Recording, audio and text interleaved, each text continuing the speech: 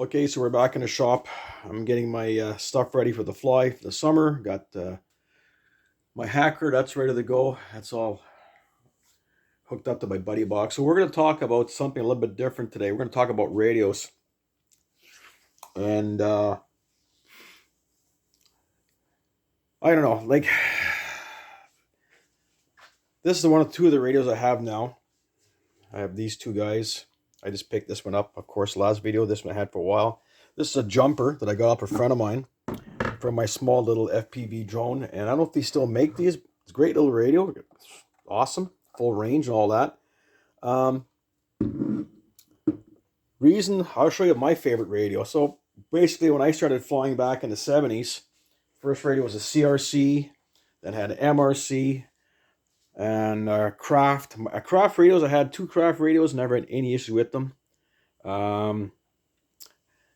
Flew JR for years. So I got my first JR about 1985 from Circus. And I flew a JR. My last JR was an 8103, converted with the module.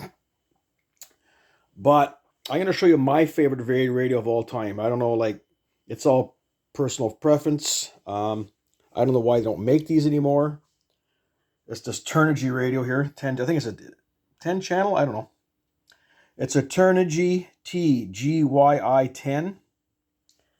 And they don't make them anymore. I don't think you can get them anymore. For me, best bang for your dollar for the radio. Like it better than the Spectrums. Spectrums are okay. The only thing which I find really cool about this one, for me personally, it's got two advantages. It's got a really thin profile. Okay. Now, these guys, they have these buttons on top here, which are absolutely useless. I don't know why they would put a button in the front here. The jumper has them on the sides here. So you have one on the side here, which is cool, and one on the other side. So you have, if you're running an FPV or anything you want to move in flight, flaps, whatever, instead of, you have different toggles for flaps. Like I probably put this for flaps, whatever. And you could. And on one plane it is. I have here on that one, I get the flaps hooked up, 3-position flaps. It's okay. I'm not, but I'll tell you why I like this guy. Open this up. Push these two down. This is the touch screen. You push these two buttons down. And there she goes. Let's see, get a better view here. Now, it comes with this little thing that search goes in here. It's like a little cursor. So let's say I want to go to something different. I just touch it. Okay. If I want to go to, let's say, different programs. Let's say I want to do reversing. I just touch that. Like just by clicking any of these little things. If I want to reverse aileron, now it's reversed. Now it's not. Okay. Endpoint sub trims. I could do sub trims and anything I want. Ailerons. Now, if I want to move sub trims, click on there. And I got a little graph here. And as I go back and forth, that is slick. I don't know. Instead of actually physically finding the program, I could just take this little cursor, put it on here, move it back and forth to change whatever. Okay, so that would be my channel number 1. I go back, let's say. Sorry about the video, guys. So let's say I want to do ailerons. I'm at 120%. It's anything I want. I could move it back and forth what I want. Okay, so it's got that. Aileron rudder mix. It's got all there. There's my rates. Throttle curve. Auxiliary channels. Like I say, reversing. Sub trims. So I can adjust all my sub trims. So if I want to go, I click on there. Sub trims again. Back and forth. The numbers change. Tell you, man, this thing is slick. I don't know. What else does it do here? It has everything. Mixing curves. It's like for helicopters, linears. Airplane structure. There, it tells me what it tells me channel number. It tells me what the number channel number 3 is your throttle, ailerons. I can modify it whatever I want. Okay, click it back here again. Trainer mode, models. If I want to select different models, I can just click on here. I could choose whatever I want. Okay, so let's say I go here. There, so my electric slow flyer. I don't know if it's yeah, so Flat Eagle, Polaris. So right now I'm on Flat Eagle, Scout. Go back. Tells me my system. Okay, I could adjust the brightness, sounds, everything. It does everything. But this is all cool, everything. Oh, it's got the other channels on top here. You pop these buttons up. They come up. You can turn them where you want. The thing I like about this radio, for me, now that I'm flying FPV and stuff like that, we're going to close this little lid here.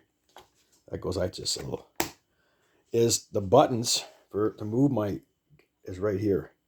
So I could either go on top of my finger like this or bottom. So as I'm flying, see, I can manipulate this and move my sticks, and vice versa on this side. So we're gonna power it up. So I got this other little guy. So we're gonna power this guy up. We're gonna plug it in, and you're gonna hear the radio beep. So it's actually sending a signal.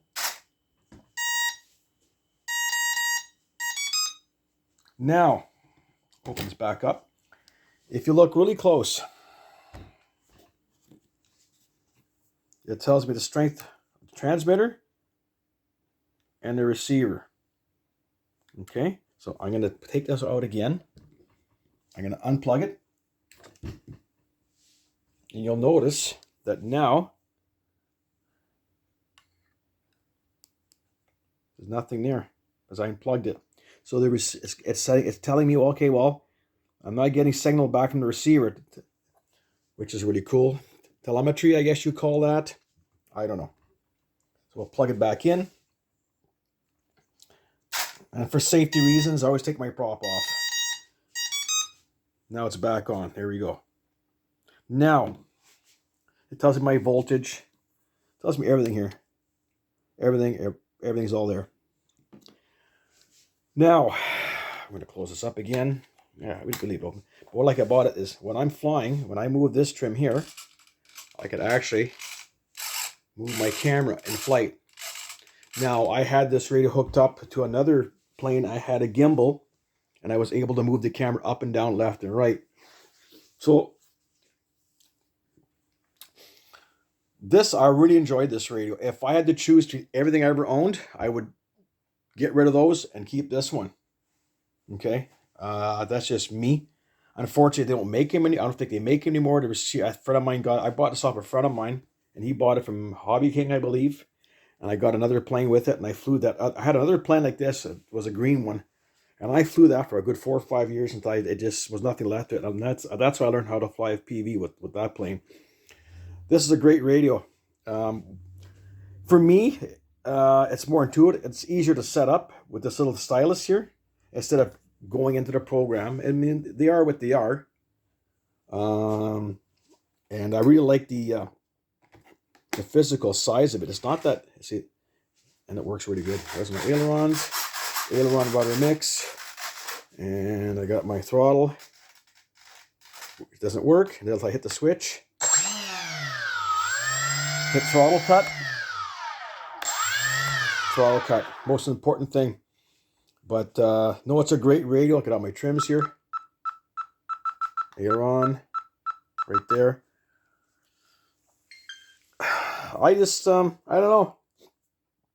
I always said that the radio is only as good as the guy that's using it. The only thing I remember, I went to a fun fly in Sault Ste. Marie one time, Ontario, Canada. That would have been 1972. So I went to my first fun fly. I was flying a Falcon 56 with a OS35 CRC radio. And just to show you that it's the guy that makes the radio, not the radio that makes the guy. There was this American guy that came up from Sioux, Michigan, and he had a Mach 1 with a Super Tiger blue head on it.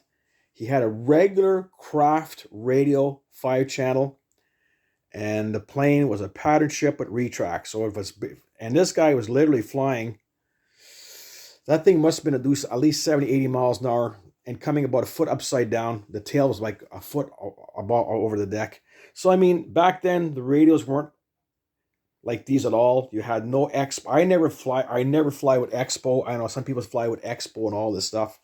The only thing I do cheat a bit, and I'll admit to it, everything I own, everything I fly has rudder aileron mix. So either I could take it off or put it back on. Everything I have is rudder aileron mix.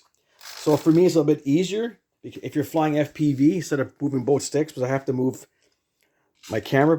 When I'm flying with this thing, it's really cool because when you're flying, as I bank, I could actually take the camera and it looks like I am, you'll see the plane bank and I'm actually looking like I'm looking out the side of the plane in like a cockpit view. But it's, yeah, it works pretty good. This thing, that's a little, I just mounted right on top of the servo.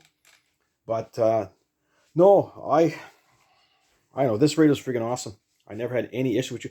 I never had any issue with those either. The only thing I don't like, man, these buttons are always coming loose. Always coming loose. Now, I don't know if this one's different, but these are always coming loose. Once or twice a year, I got to tighten them up. And it's not that I'm abusing the radio, nothing like that. But I don't think they even make the jumper anymore. I don't even see them advertised anymore. Just even selling the jumper. But anyways, this is my video of my Turnigy here. And I really like this radio. It's awesome. Like I say, it's very easy for me to use. The programming is all on the stylus here. It's really easy to use. You know, if you want to do anything with it, it's all here. You know, it's all here. It's right. Now, it doesn't get easier than that. But I thought I'd show you this little video here. And 73s from 108 Ontario. And hope to get some flying. It's pouring rain today. Good day to get everything set up. But 73, so 108 Ontario.